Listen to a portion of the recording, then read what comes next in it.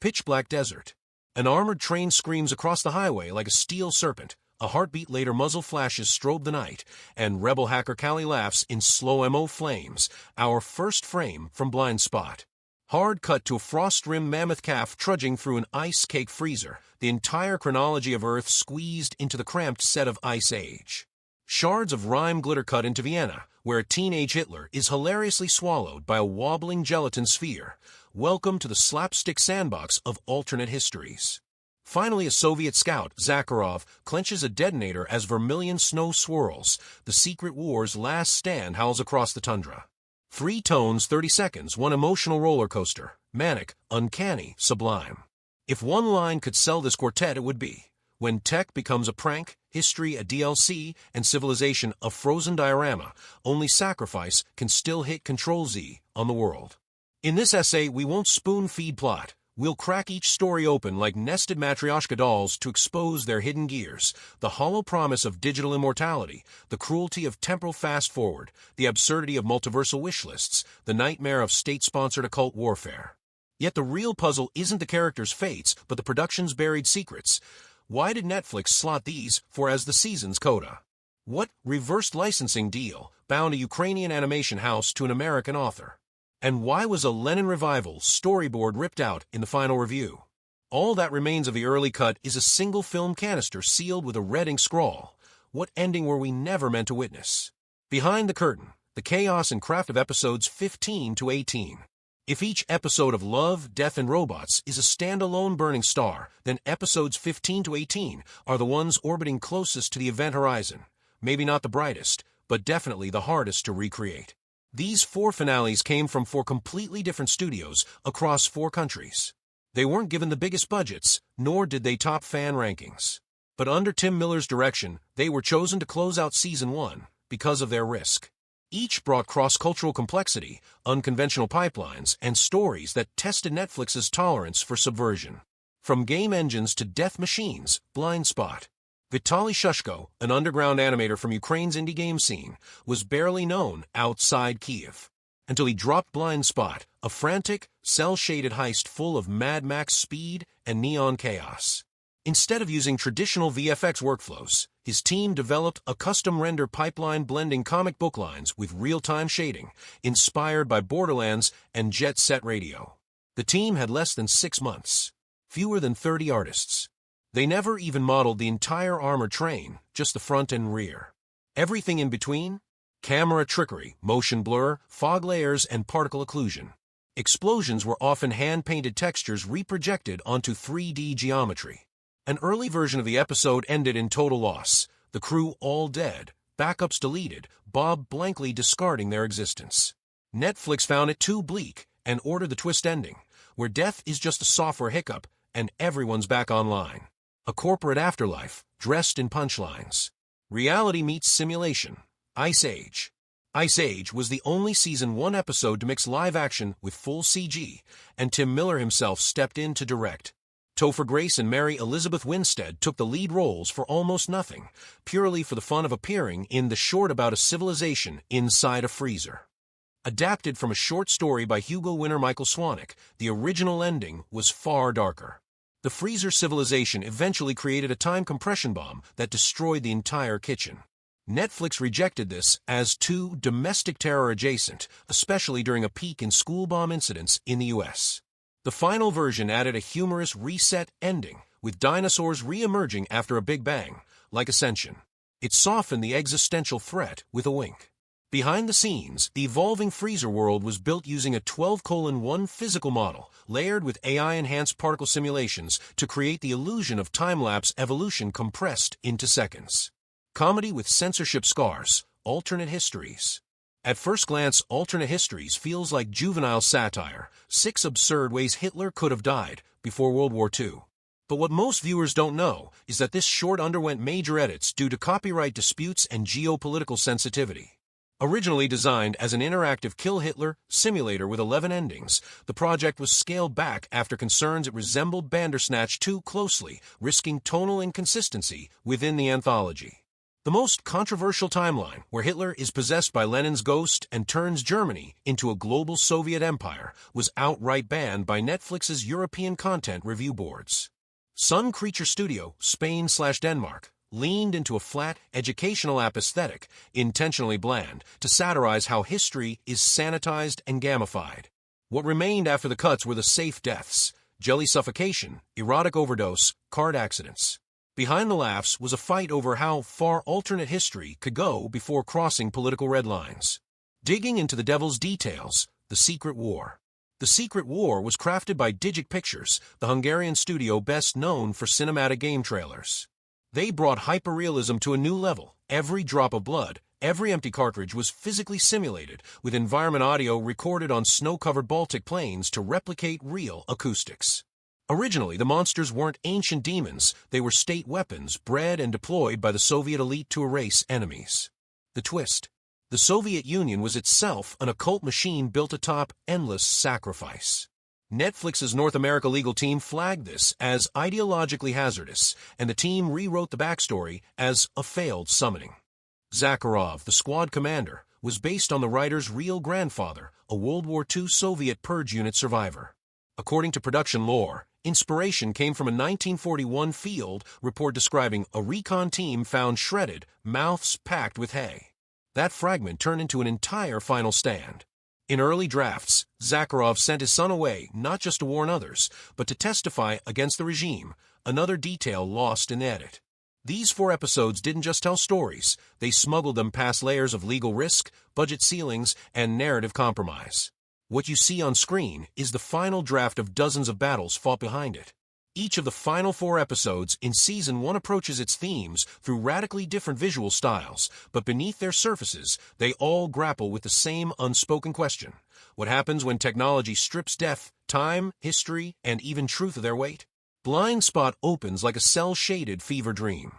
Oversaturated reds, impossibly crisp outlines, and hyperkinetic action recall the wild energy of Borderlands or Jet Set Radio. But that's not just aesthetic flair. It's a deliberate illusion.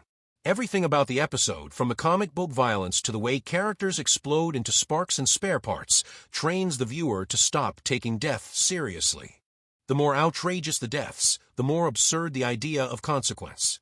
When the crew gets slaughtered by the security mech, the scene is cut without ceremony. No slow motion, no blood, just mechanical limbs flying off-screen.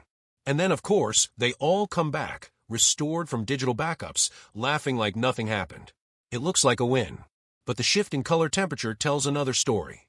The red and orange chaos of the mission gives way to a sterile blue glow as the resurrected crew chats with their handler. The message is chilling. These people are still alive, but the version of them that fought and died is gone.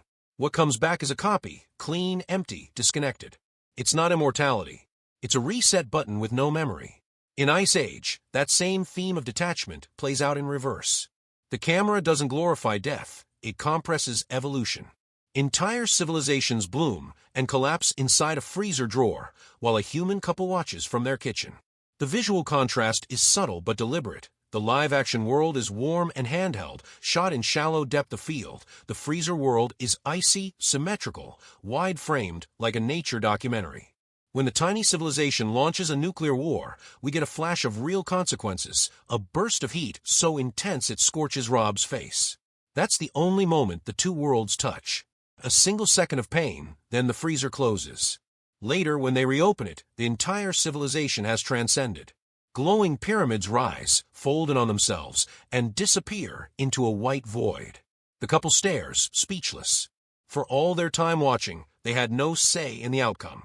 They thought they were gods peering into a terrarium. Now they realized they were just observers. The world they watched was never theirs to understand, much less control. Alternate Histories drops the visual sophistication entirely. On purpose.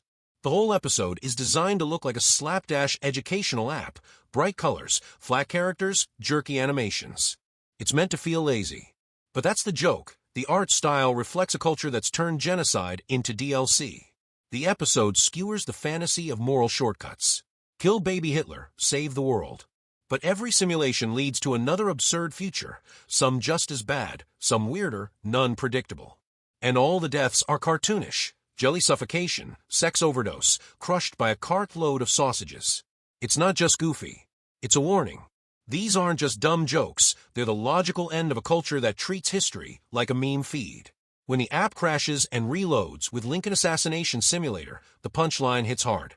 We've stopped remembering the past. We just remix it for fun.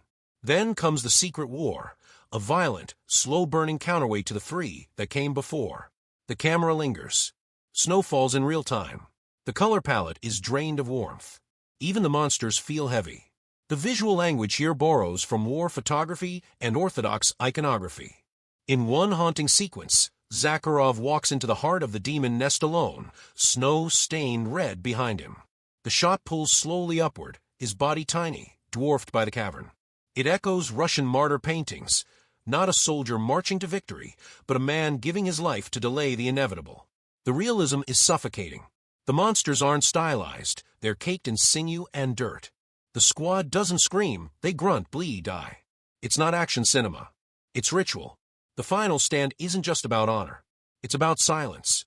About burying a horror so deep in the snow that no one ever finds it.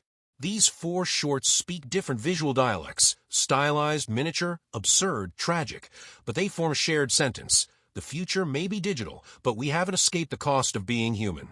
We've just found new ways to ignore it. What connects a sci-fi heist, a domestic time loop, a historical satire, and a Soviet war horror? Structurally speaking, almost nothing. And yet that's the point. Episodes 15 to 18 reject a unified format to instead demonstrate just how far you can stretch the anthology form before it breaks. Let's start with Blindspot. On the surface, it's built like a classic action sequence. Assemble the team, execute the plan, face the twist. But this isn't just an homage to Ocean's 11. It's a speed-run parody of it. Every beat is compressed, exaggerated, and front-loaded. Even the deaths come early and fast. By minute 4, we've already lost half the crew. The subversion lies in the resurrection twist. It doesn't just erase the stakes, it flips the narrative shape entirely.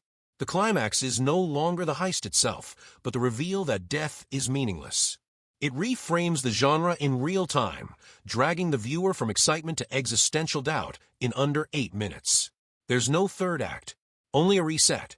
Compare that to Ice Age, which trades linear storytelling for cyclical rhythm. The structure isn't driven by plot, but by escalation. Each time the freezer door opens, time jumps exponentially forward. The couple becomes passive anchors in a cosmic loop. Their only real decision?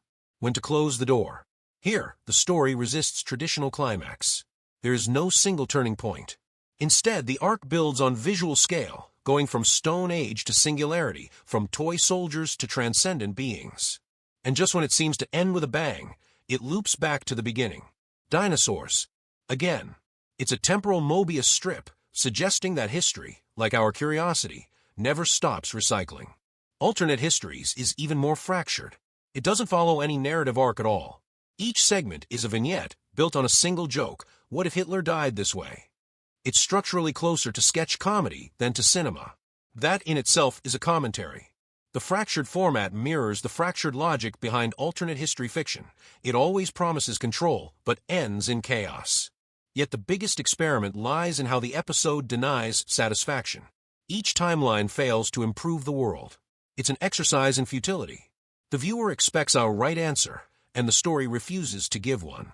It mocks the desire for clean solutions and uses repetition as punishment. The joke doesn't evolve. That's the point. And then there's the Secret War, which plays it straight, but only on the surface. Structurally, it's built like a military last stand film, a slow build, a doomed mission, a final sacrifice. But underneath, it's hiding something darker.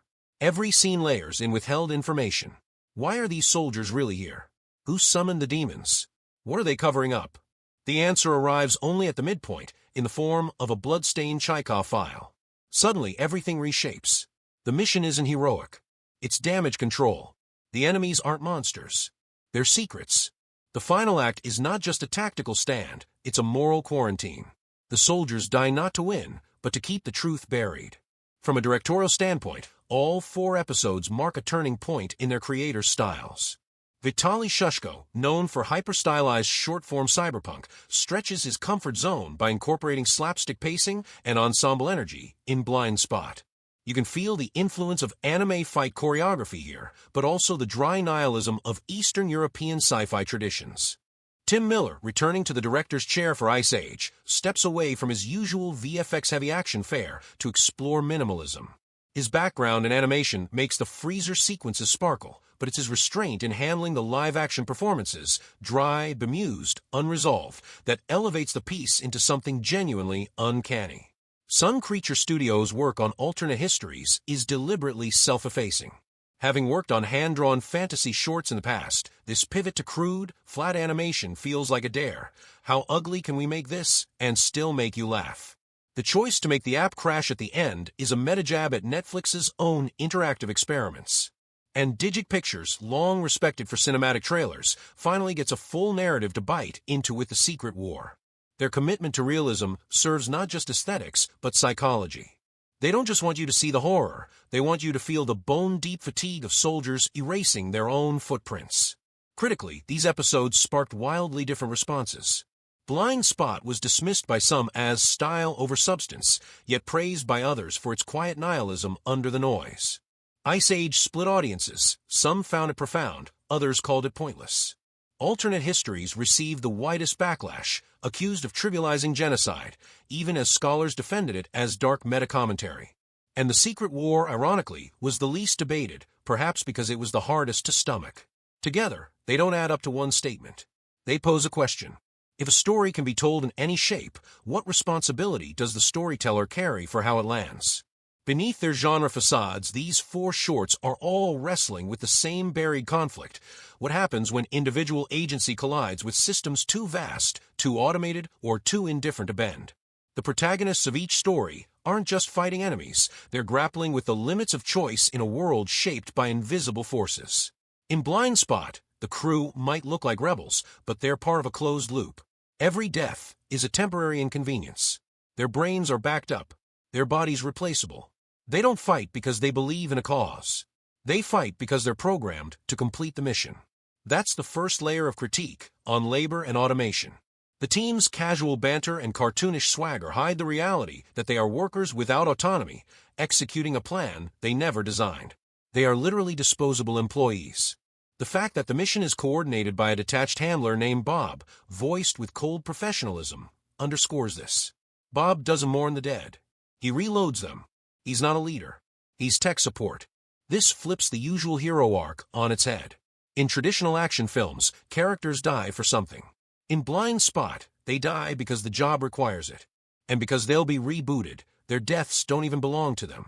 Ice Age paints a different kind of helplessness. Here, the couple is godlike in scale, but powerless in influence. The civilizations inside their freezer evolve, war, and ascend in a matter of hours, but the couple can only watch. Their position mirrors that of audiences everywhere, witnesses to the collapse of systems they neither understand nor control. The allegory here is sharp. Climate change, nuclear proliferation, AI emergence. Take your pick. The message is the same. Just because you're bigger doesn't mean you're in charge. Even gods get outpaced. That's why the final loop, back to dinosaurs, is so bleakly poetic.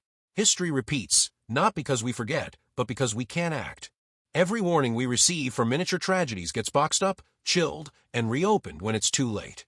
Alternate Histories brings the illusion of control to its satirical extreme. It takes the cherished myth of what if we killed Hitler and turns it into a failed quiz show. No matter how you tweak the timeline, history doesn't improve. Sometimes it gets worse. Sometimes it gets weirder, but never cleaner. This is a direct challenge to the fantasy of historical correction, the belief that we can surgically fix the past if we just make one smart change. The episode uses absurdism to mask its pessimism. Deep down, it's saying, history isn't broken because of one man. It's broken because of us. Because of the systems we build. The cultures we reward. The madness we normalize. The story is nihilistic in its refusal to offer catharsis. There's no golden timeline. There's no answer. And when the app crashes, it reminds us of the one thing we all rely on to make sense of history. Technology is just as fallible as we are. Then The Secret War slams the thesis shut. Here, power is no longer abstract. It's embodied in the Soviet state, in the occult bureaucracy, in the soldiers' silent obedience. The creatures aren't just monsters. They are engineered nightmares, conjured by political will and bureaucratic ambition. The soldiers fight them not as heroes, but as cleaners, exterminators of a secret their own system birthed.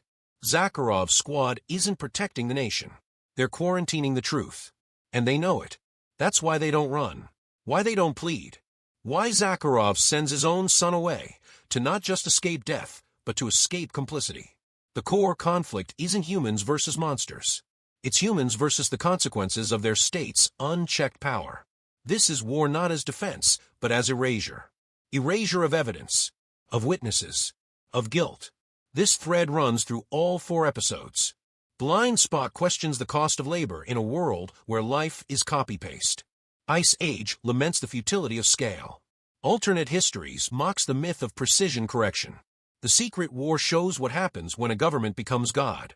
And in each case, the individuals trapped inside these systems, whether soldiers, rebels, or passive observers, are offered the same tragic arc. You don't get to win. You only get to choose how you lose. These aren't isolated cautionary tales. They're blueprints of contemporary anxieties about AI and war, history and surveillance, choice and futility. The monsters in these stories don't live in sci-fi. They live in us. If there's one through line that binds the reception of these episodes, it's discomfort. They don't try to entertain, in the traditional sense. They provoke, disturb, and in some cases, outright offend. But they also reveal how different groups react when confronted with uncomfortable truths, especially when those truths mirror the very systems we live in. Take Alternate Histories. The backlash wasn't just about the visuals or the comedy, it was about the nerve it struck. For some, it felt like a cheap shot, using Hitler's death as a punchline. But for others, that was the point. The episode wasn't mocking the tragedy, it was mocking our desire to simplify it. It exposed a split in audiences, those who want history as comfort, and those who demand to be treated as a battleground. The laughter wasn't cruelty, it was a defense mechanism. A satire grenade lobbed into the middle of historical whataboutism. Then there's Ice Age, which quietly sparked its own storm, not with outrage, but with ambiguity. Critics couldn't decide, was it a parable about climate collapse or just a sci-fi gimmick? Was the couple's passivity the problem or the point? That ambiguity became the controversy. In a media landscape trained to reward clear messages and cathartic arcs, Ice Age simply watched. It offered no solutions, no action, just evolution, collapse, and repeat. And that, more than any explicit message, made people uneasy. Because that's how real crises often look. Too big to fix. Too fast to stop. Too far away to feel. Blindspot, meanwhile, slid under the radar, dismissed by some as a stylized throwaway. But it hit hardest with viewers familiar with gig economies and military-industrial algorithms. It painted a world where labor is modular and memory is optional, where your body isn't your own, and your death isn't even unique. The episode's tone, funny, explosive, kinetic, was a Trojan horse. Inside it was a horror story about the commodification of sacrifice. It didn't moralize. It showed a system where even rebellion is pre-scripted. Even your death scene is recyclable. And the Secret War? That one hit like a hammer. The silence of it. The dignity. The horror buried under snow and duty. It didn't need to shout. It whispered, look what we made. And look what we're willing to erase to protect it. This is where the episode breaks through from genre to indictment. The soldiers don't just face demons. They face the consequences of their own chain of command. No one outside that squad will ever know what they did or why. And that's the tragedy. Not that they died, but that their deaths were unacknowledged, unremembered, unactioned. So who's responsible? In Blindspot, is it Bob the mission planner? Or the system that normalized clone labor? In Ice Age, is it the couple for doing nothing? Or are they just metaphors for a society watching itself burn? In Alternate Histories, is it the app's creators, the viewers, the algorithms that reward dark humor, or the historical impulse to erase nuance with a single bullet? And in The Secret War, is it the Soviet command, the occult ideologues, or the broader machine of authoritarian power that breeds monsters to fight its own shadows? Each episode deflects responsibility just enough to make it land in your lap. You, the viewer, become complicit, not through action, but through inaction, indifference, and consumption. Which brings us to the final ethical layer, the erosion of moral thresholds. These stories don't just show bad choices. They show environments where good choices no longer exist. where everyone is a casualty of systems optimized not for justice or truth, but for silence, speed, and self-preservation. In Blindspot, consent is replaced by code. In Ice Age, knowledge becomes observation porn. In alternate histories, genocide is gamified. And in The Secret War, redemption is rebranded as secrecy. There are no moral heroes here. Only characters forced to act within moral vacuums. And that's what makes these episodes prophetic. Not because they predict the future, but because they document the present in disguise. What feels like science fiction in these shorts often turns out to be nothing more than reality wearing a digital mask. Strip away the animated styles, the demons, the time loops, and you're left with blueprints of now. Blindspot gives us a world where consciousness is stored, swapped, and backed up like cloud data. But we're already heading there. With biometric authentication, neural interface experiments, and AI-generated likenesses, the idea of personhood as data isn't theoretical, it's monetized. In the real world, gig workers are algorithmically managed, their every move tracked, optimized, and often replaced if not efficient. The line between human decision-making and machine scheduling is already blurred. When Blindspot imagines a team of replaceable mercenaries who don't even know they're disposable, it's just painting Uber's backend in combat gear. That's the warning. Not about cloning, but about how easy it is to make people interchangeable when systems are built to see them as lines of cost. Ice Age 2 hits closer than it first appears.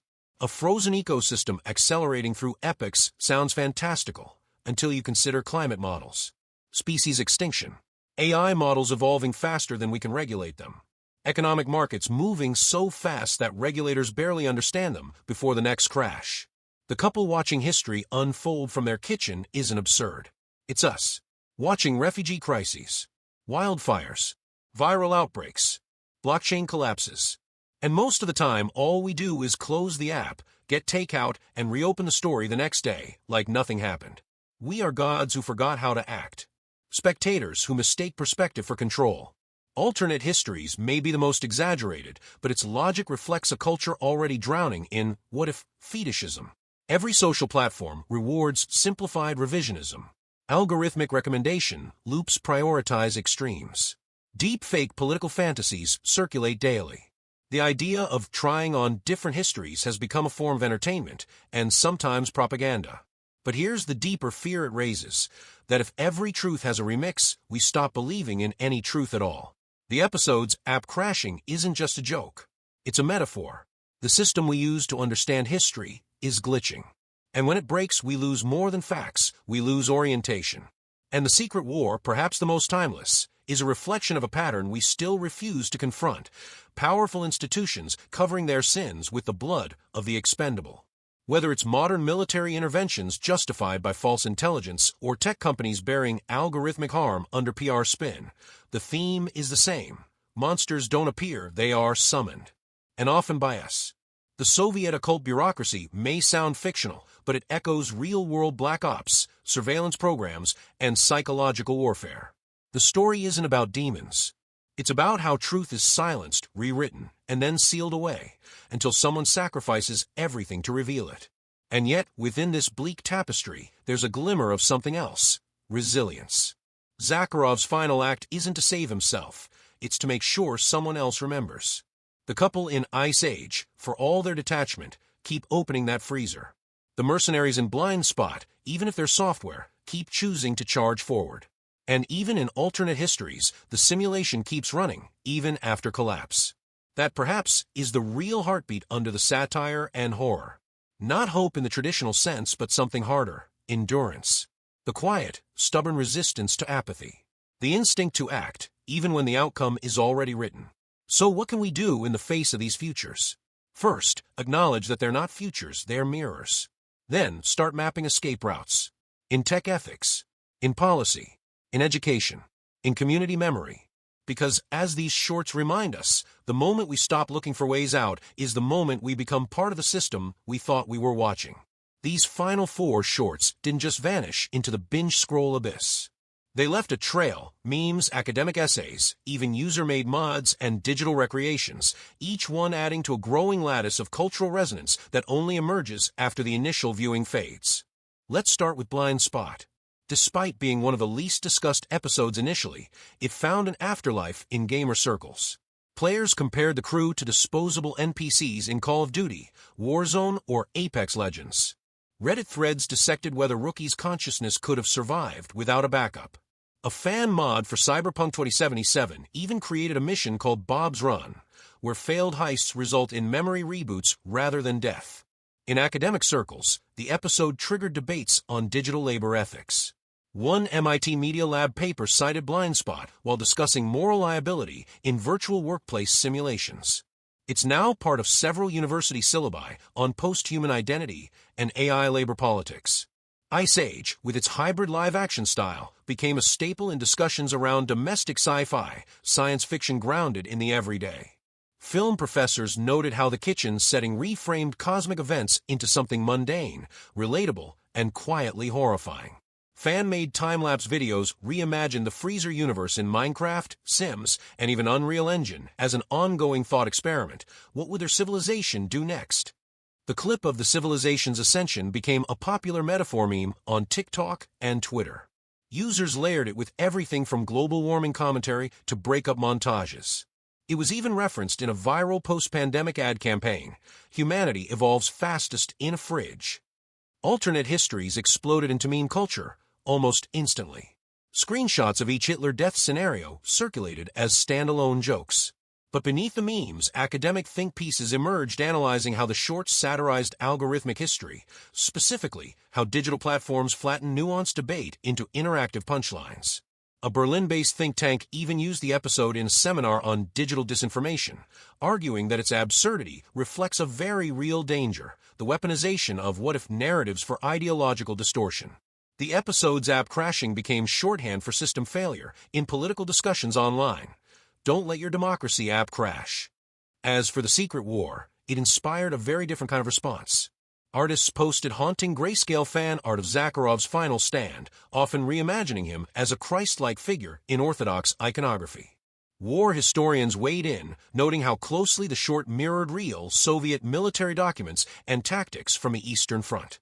A 2021 paper from the University of Warsaw drew direct parallels between the episode and the post-World War II cover-up operations across Eastern Europe. In Russia, several underground filmmakers cited it as an influence on their own anti-authoritarian short films. On Letterboxd, some viewers described it as the most honest film about war I've ever seen, and it has demons in it. So if these episodes stirred something in you, confusion, discomfort, curiosity, here are some extended works worth exploring. Film and series recommendations. The Congress, 2013, Ari Folman, for its treatment of identity as commodified data in surreal sci-fi form. Threads, 1984, Mick Jackson, a horrifying British film on nuclear war told through mundane lives, echoing Ice Age's scale inversion. Hard to be a God, 2013, Alexei German, visually oppressive, morally tangled, a Russian masterpiece on helpless observers in decaying systems. The Sacrifice, 1986, Andrei Tarkovsky, especially as a counterpoint to The Secret War. It's a slow, spiritual meditation on sacrifice, war, and silence. Book recommendations. To Be a Machine by Mark O'Connell, a non-fiction journey into the real-life transhumanist movement, echoing Blindspot's questions on identity and consciousness. Hyperobjects by Timothy Morton, a philosophy of things too vast to grasp, perfect for understanding Ice Age's sense of powerless omniscience. History and Memory by Jacques Le Goff, on how societies shape, bend, and repackage history. Alternate histories becomes terrifying in this light. The Gulag Archipelago by Alexander Solzhenitsyn, not fantasy, but real Soviet horror that sits in the bones of the Secret War. These aren't casual recommendations. They're anchors, ways to keep pulling on the threads love, death, and robots left dangling. Because as we've seen, these aren't just stories. They're blueprints, warnings, mirrors, one last line, one last question. Sometimes we die, but sometimes we just get uploaded. That's what Bob says in Blindspot, with all the warmth of a voicemail menu. At first glance, it's funny, a punchline, but on second look, it's something far colder. It's the replacement of grief with version control, the collapse of death into inconvenience. But what if we read again? Not as a quip, but as prophecy? Sometimes we die, but sometimes we just get uploaded. Maybe that's not just the future of consciousness. Maybe that's the present state of memory, culture, responsibility. Maybe we're all being uploaded, our outrage, our trauma, our hopes, into a system that mirrors it back to us as content. So the real question is, when we come back, do we come back different? Do we come back lesser? Let's take the thought further. What if the Blindspot crew had no backups? Would the story feel braver or just sadder? What if the Ice Age couple decided to interfere? Would they be gods or colonizers? What if alternate histories had offered a perfect timeline? Would we have believed it or feared it? What if the secret war ended not in sacrifice, but survival? Would the truth have surfaced or been buried deeper? Change one variable, and you don't just get a new ending. You get a new world. This is what these stories leave us with, not conclusions, but provocations. They aren't asking for applause. They're asking for participation. And if you made it this far, you're already part of the conversation. Easter egg reveal. In Blindspot, freeze frame at 5 minutes and 26 seconds, and you'll catch a blink-and-miss message scrawled on a train panel. I dreamed I was real once. That wasn't random. It was the name of Vitaly Shushko's first, unreleased, student animation, a short about a memory chip that gains sentience and chooses not to be restored after deletion. That's what Blindspot really is, a sequel in disguise. A machine that dreams of not being rebooted. And now it's your turn. In one emoji, describe how these 4 episodes made you feel and why. We'll feature the most evocative answers in a future episode. Because in this anthology, it's not just love, death, and robots. It's memory. It's loops. It's us.